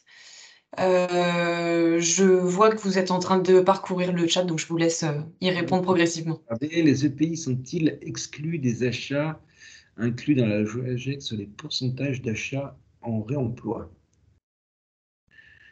Les EPI, il me semble que oui. Alors, je ne voudrais pas, je n'ai pas l'information, mais il me semble que oui. De mémoire, il me semble que oui. Les vêtements de travail, non, mais les EPI, oui, parce que justement, comme il y a ces contraintes juridiques, je pense qu'ils n'ont peut-être pas forcément voulu. Mais bon, c'est à vérifier. Hein. Je vais être très honnête avec vous. Je n'ai pas la réponse. J'ai pas une réponse certaine à vous apporter. Je pense que oui, ils sont exclus, mais à vérifier quand même. Est-ce que Si je peux me permettre, effectivement, c'est a priori exclu selon le projet de décret, mais comme rien n'est encore acté, on suit ça de près, mais a priori, oui, ce serait exclu en tout cas. Mais c'est normal que vous n'ayez pas la réponse, elle n'existe pas encore. Oui, oui, non, mais alors, j'avais regardé, moi, à un moment donné, effectivement, les décrets étaient même les projets de décret n'étaient pas encore là, donc voilà. Mais oui, il me semble que bon, ça serait quand même un peu risqué de le mettre dans la loi GEC, parce que après, c'est une vraie, voilà, il y aurait des risques de conformité réglementaire derrière qui seraient trop importants. Est-ce que la réparation d'un vêtement qui allonge la durée de l'EPI permet de compter juridiquement comme une dotation? Est-ce que alors, je ne comprends pas bien ça. Est-ce que la réparation d'un vêtement qui allonge la durée de l'EPI permet de compter juridiquement comme une dotation? Voilà, vous me posez une colle. Est-ce que la réparation d'un vêtement qui allonge la durée de vie? C'est-à-dire, est-ce que, enfin, si je comprends la question, c'est en gros, si par exemple, j'ai généralement une dotation, on me donne, je sais pas, une parka tous les ans, est-ce que s'il me répare au bout d'un an ma parka, est-ce qu'on peut dire que c'est la dotation pour l'année suivante? C'est ça la question. Enfin, je ne sais pas si la question est, si je la comprends bien en fait. Oui, c'est bien ça. C'est bien ça?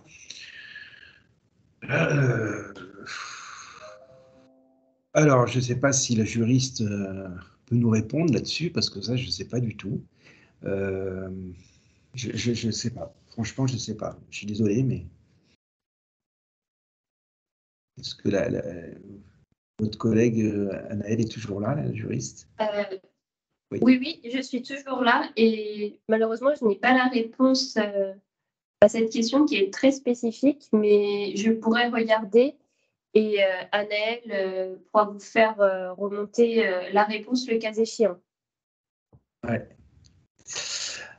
Ok, vous trouverez la réponse à cette question dans la boîte à outils, je suppose.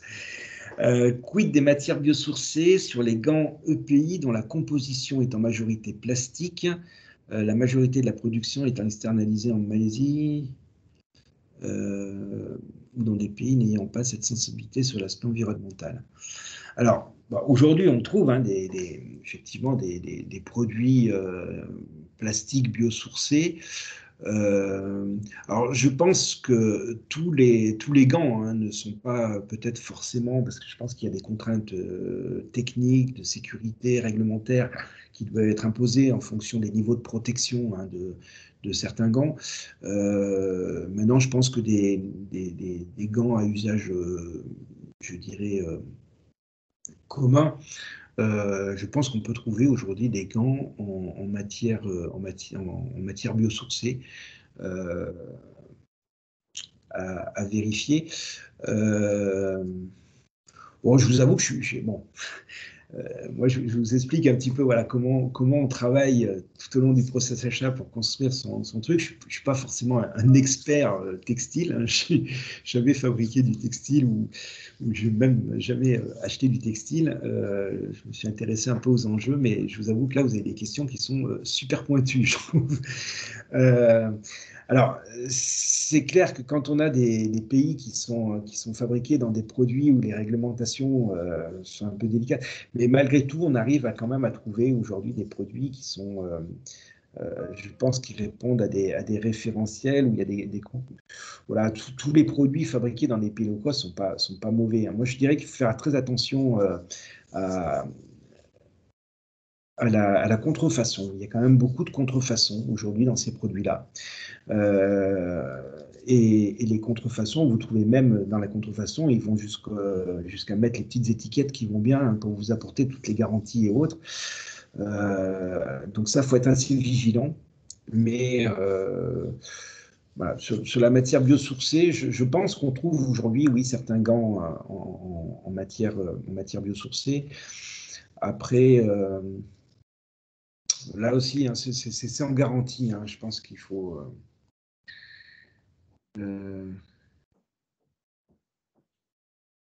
donc, il y avait le lien. Peut-on bénéficier de cette approche concernant les autres segments d'achat? Alors, le support que je vous présente, qui résume un petit peu cette approche, vous l'avez sur le textile. Vous avez exactement la même approche qu'on avait utilisée sur les équipements électriques et électroniques, puisque c'est moi également qui avais animé ces ateliers-là. Donc, c'est une démarche, comme je vous le disais, qui est déclinable à tous les segments d'achat. Hein, cette réflexion, donc je vais d'abord trouver mes bonnes parties prenantes, je vais analyser mon besoin, je vais analyser mon marché pour chercher les alternatives, mes risques, faire cette approche en coût global et au-delà, et à partir de là, construire une stratégie d'achat robuste et donc qui va s'exprimer par des spécifications techniques, des conditions d'exécution, des critères d'attribution, des critères de sélection, mais aussi peut-être aussi sur la sélection de vos fournisseurs. Est-ce que je réserve des marchés? Est-ce que je fais des lots? Est-ce que je fais appel aux variantes, etc. Tout ça, c'est des leviers de la commande publique. Hein. Et tout ça, c'est déclinable, quels que soient les segments d'achat, encore une fois. Donc, je vous dis, vous allez trouver cette réflexion sur donc, les EPI et le textile, puisque vous auriez tous les supports, y compris les supports des premiers ateliers dans la boîte à outils. Vous aurez ça donc, sur l'équipement électronique, le textile, et vous verrez que c'est toujours la même démarche qu'on déploie. Pourriez-vous donner des exemples de pays que l'on ne peut pas louer? Je l'ai donné tout à l'heure, hein, c'est les casques, c'est tout ce qui est harnais de sécurité, c'est tout ce qui est masque pour les produits infectieux, c'est voilà. Donc vous avez la liste, hein, de toute façon, et puis je crois que dans le lien que vous avez mis, Anaël, on doit avoir aussi cette liste. La loi GEC, il faut se baser sur le code décret d'application de la loi. Bonjour. Alors, serait-il possible de demander une attestation sur l'honneur aux candidats notifiant leurs engagements sur la thématique développement durable en reprenant les filières de recyclage? Les attestations sur l'honneur, c'est souvent un petit peu je dirais, le mode de preuve qu'on utilise quand on ne sait plus quoi demander, quand on ne sait pas quoi vraiment demander. Ça a ses limites. Ça a ses limites parce que vous avez aucune, aucune certitude, hein, que aujourd'hui, quand vous demandez, par exemple, à un fournisseur une attestation sur l'honneur comme quoi les droits humains et qu'il n'y a pas de d'enfants qui travaillent sur ces chaînes d'approvisionnement, tout le monde signe ce genre de clause. Il n'y en a pas un qui vous refuse en vous disant non, non, moi je ne vous signe pas ça parce que je fais travailler des enfants, quoi.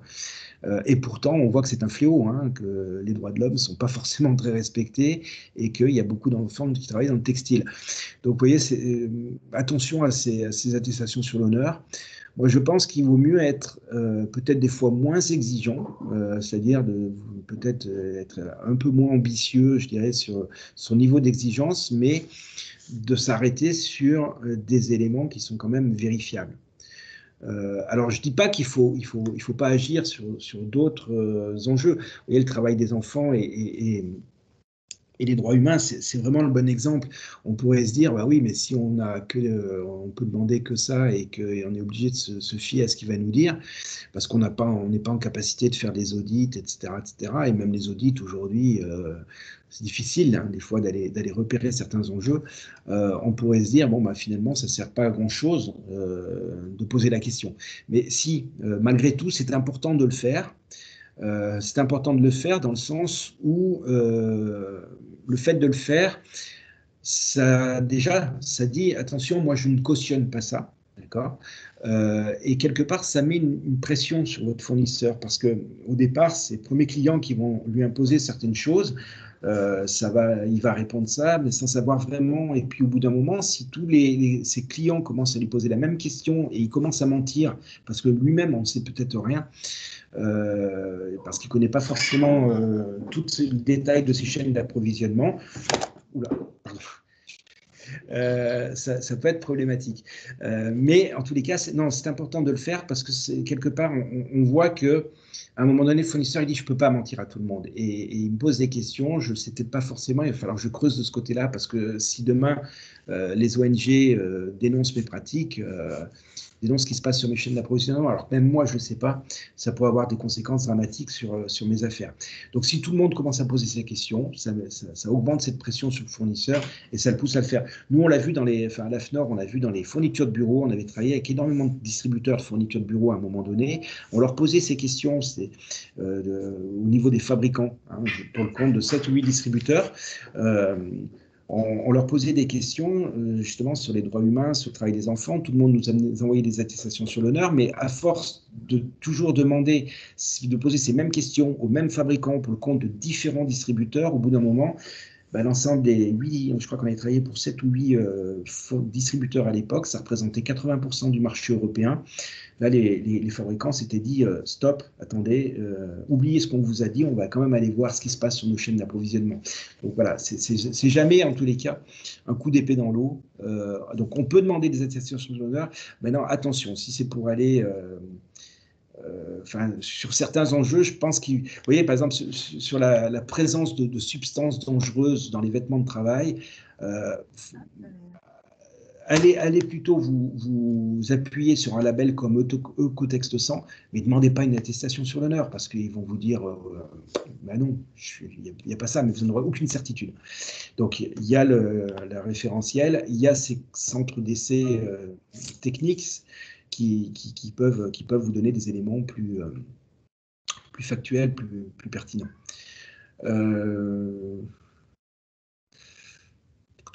Pour les emballages, pourquoi ne pas imposer un critère d'exécution? Pas assez de possibilités sur le marché.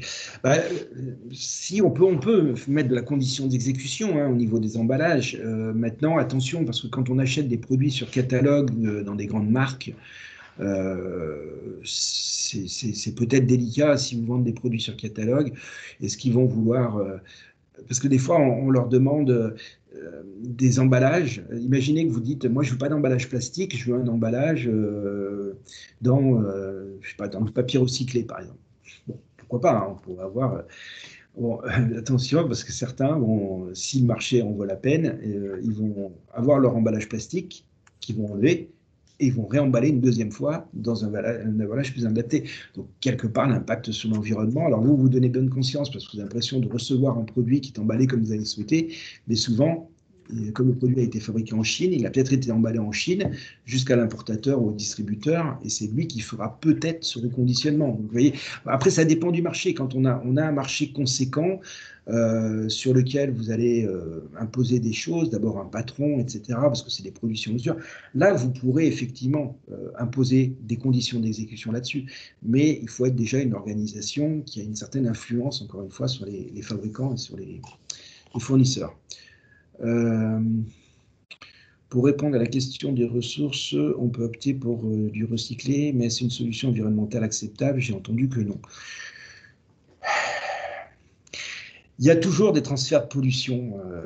Il y a tous les produits, de toute façon, à un moment donné, à partir du moment où vous fabriquez quelque chose, il y a un impact sur l'environnement, plus ou moins important, mais il y a toujours un impact sur l'environnement.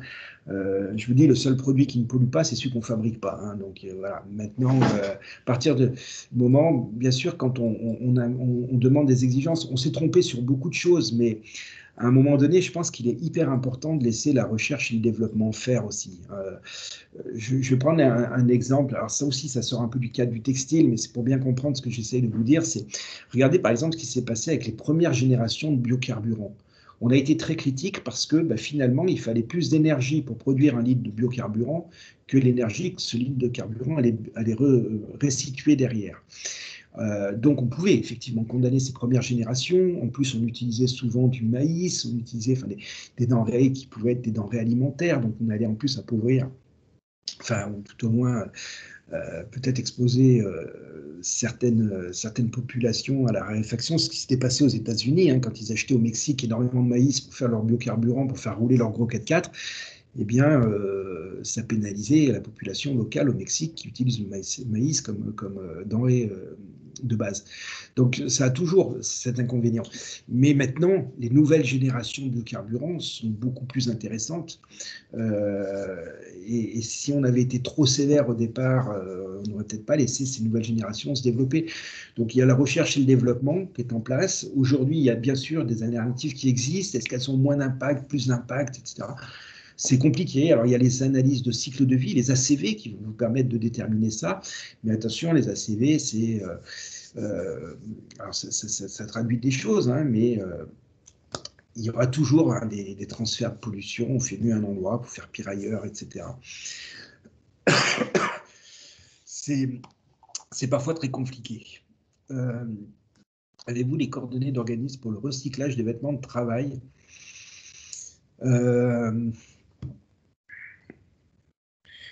Non, par contre, ça, je peux vous en trouver. Je ne les ai pas en tête, mais je les avais recherchés, mais je viens de m'apercevoir que je n'ai pas le bon cahier devant moi. Je les avais recherchés quand on avait parlé, on avait travaillé en atelier. Il faut juste que je les retrouve et puis que je les transférerai éventuellement à Anaël qui pourra les mettre dans la boîte à outils. Oui, ça marche, merci. Et nous, on en a déjà noté aussi quelques-uns dans la boîte à outils. Et je vois que Madame Delaveau-Pierassi a déjà répondu aussi, à donner 2 acteurs, Vimétique et Chaussétique. Donc, il y en a d'autres, mais vous les retrouverez dans la boîte à outils, effectivement. D'accord. Ben voilà, je crois que je suis arrivé au bout hein, des questions. Pour les emballages, il faut qu'on peut imposer. Les coordonnées d'organismes. Ah oui, voilà, Vimétique, Chaussétique. Merci Valérie. Bon, c'est bon, je suis arrivé au bout des questions. Alors, je crois que vous aviez besoin d'un temps pour conclure, hein, Anaël. Donc, s'il n'y a pas d'autres questions, bah, écoutez, je vous remercie pour m'avoir écouté. Et puis, tous les supports là, des 3 ateliers, vous les retrouverez dans la boîte à outils. Et effectivement, du coup, si c'est bon pour vous, je vais repartager l'écran rapidement. J'arrête mon partage. Voilà.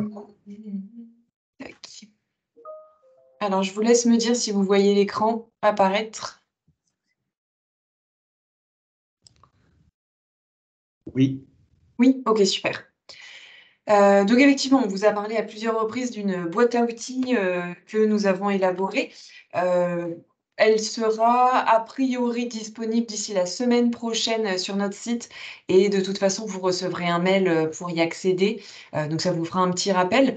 Juste pour vous dire que dans cette boîte à outils, vous disposerez de ressources que nous avons créées dans le cadre des groupes de travail, donc avec Bruno et avec les acheteurs qui ont participé. Mais nous avons aussi regroupé des ressources qui existent déjà, qui sont proposées par d'autres structures. Donc ça va être sur les labels, pour vous les présenter un peu plus en détail. Des ressources également sur les leviers d'action qui sont à votre disposition pour intégrer de l'économie circulaire et des considérations environnementales dans vos achats de vêtements de travail et EPI. Et vous avez également des retours d'expérience, mais aussi des DCE. Donc, quand vous demandiez tout à l'heure des bonnes pratiques, vous en aurez quelques-unes dans la boîte à outils. Donc là, je vous ai mis pour juste voilà pour que vous ayez en tête à quoi va ressembler la boîte à outils. Donc là, on va retrouver des fiches de l'ADEME, par exemple, qui reprennent les différents labels environnementaux, en fait, les impacts environnementaux sur le cycle de vie des produits et les labels qui existent pour réduire ces impacts. Des retours d'expérience, comme je l'ai dit tout à l'heure, et différents documents. Donc, vous en avez pas mal de l'INEC, donc l'Institut national pour l'économie circulaire, évidemment, et autres, de nombreuses associations et autres types de structures. Vous avez également un lien vers le programme achat circulaire et solidaire de la Métropole du Grand Paris, de l'INEC, de l'OPSAR et de l'Agence de l'économie solidaire, qui se trouve sur la plateforme Rapide dont j'ai déjà parlé tout à l'heure et que vous connaissez probablement, qui se décline en fait en parcours là aussi, selon différentes familles d'achat. Et vous avez notamment un parcours sur le textile, donc je vous invite à prendre connaissance de ce parcours. Vous avez donc des DCE. On a essayé de faire d'intégrer des DCE qui vont être assez exemplaires, mais aussi qui vont être assez différents les uns des autres, donc notamment sur de la location et entretien, sur tout ce que a pu vous présenter aussi Bruno, donc la prise en compte des substances CMR, des utilisations de teintures végétales, etc., des clauses sur la gestion des emballages, sur la responsabilité des produits, sur la loi AGEC. Enfin voilà, vous retrouverez pas mal de choses dans tous ces DCE. Et si vous souhaitez aller un petit peu plus loin, d'autres ressources, et notamment cette étude de Kinat qui revient sur la faisabilité de réemploi, réutilisation et recyclage des vêtements de travail et EPI. C'est une étude qui a été menée entre Kinat et Veolia, et donc vous voyez là, je vous ai mis en... Enfin, vous voyez le tableau récapitulatif des capacités de la filière. En tout cas, c'est une étude très intéressante que je vous invite vraiment à aller regarder. En fin de boîte à outils, on vous remet le lien pour contacter le guichet régional des clauses sociales et le guichet vert si vous souhaitez être aidé dans l'intégration de clauses environnementales et ou sociales. Et voilà pour la boîte à outils. Donc, je vous le rappelle, il y en a pour chaque parcours, donc n'hésitez pas à aller voir pour les autres boîtes à outils. Je conclus avec un rapide focus sur notre agenda 2025, janvier 2024, qui pourrait éventuellement vous intéresser. Nous animons un café guichet vert, donc c'est un webinaire très court, 45 minutes, qui portera sur l'alimentation et la gestion des biodéchets. Vous le savez probablement, de nouvelles obligations sont les vôtres depuis le 1er janvier 2024, et donc avec un collègue du Bas-Rhin, nous vous proposons ce webinaire, donc jeudi dans 2 semaines. Jeudi dans 2 semaines également, 25 janvier, alors je suis désolée, apparemment il n'y a pas la fin, mais c'est un webinaire de 14h à 16h sur la santé environnementale. Donc vous aurez premièrement un expert qui viendra présenter ce que c'est que la santé environnementale, les perturbateurs endocriniens, etc. Et suivi d'un retour d'expérience de la ville de Paris, qui est signataire de la charte lutte contre les perturbateurs endocriniens et qui fera donc un retour d'expérience sur sa manière de prendre en compte la santé environnementale dans ces marchés. Pour finir, nous sommes partenaires d'une journée de l'innovation qui est dédiée à la transition écologique et énergétique organisée par la région Île-de-France. Cette fois, c'est donc de 9h à 14h, c'est en présentiel. Je pense qu'il est aussi possible d'accéder à des temps en visio, mais vous aurez le détail sur le lien d'inscription. Donc l'idée, c'est de rencontrer des porteurs de solutions innovantes pour la transition écologique avec un temps dédié au B2B l'après-midi. Donc je vous ai mis tous les liens pour vous inscrire. Et il me reste à vous remercier très chaleureusement d'être aussi nombreux et nombreuses aujourd'hui pour ce dernier épisode de la MAPS. Et si la mission touche à sa fin aujourd'hui, le GIP continue d'agir autant que possible dans les achats responsables. Donc je vous invite à prendre contact avec nous, soit par mail si vous avez une demande spécifique, ou si vous souhaitez recevoir la lettre d'information que nous envoyons de manière trimestrielle pour recevoir les actus achats responsables, les actus juridiques, notre agenda et pas mal d'autres ressources. Et vous pouvez aussi nous suivre sur LinkedIn et sur YouTube pour avoir le plus d'informations possible à l'avenir. Et voilà, s'il n'y a pas d'autres questions, je pense qu'on va pouvoir se dire au revoir. Voilà, je regarde rapidement. Oui, alors merci, je vois que quelqu'un a partagé le lien d'inscription pour le café guichet vert, donc je vous ai remis tous les liens. Et je vous remercie encore chaleureusement pour votre participation tout le long des parcours, mais aussi aujourd'hui. C'est vraiment avec plaisir qu'on travaille avec vous. Et on reste en contact de toute façon. Merci, au revoir.